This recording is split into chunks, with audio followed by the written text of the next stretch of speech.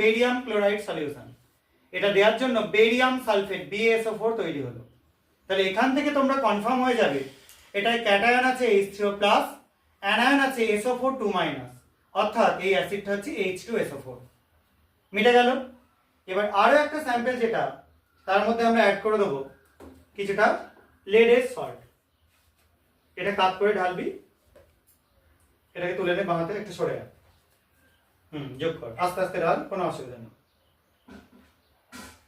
একটা ঢাল, বেশ।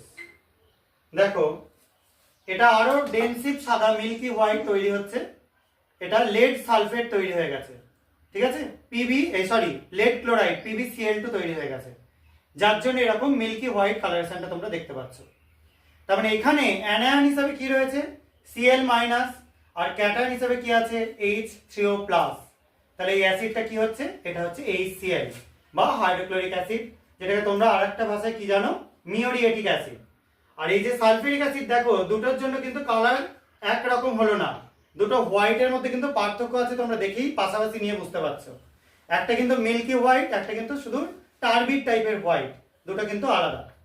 এবং এই দুটো টেস্টের মাধ্যমে কিন্তু আমরা অ্যাসিডগুলো কি সেটাও একদম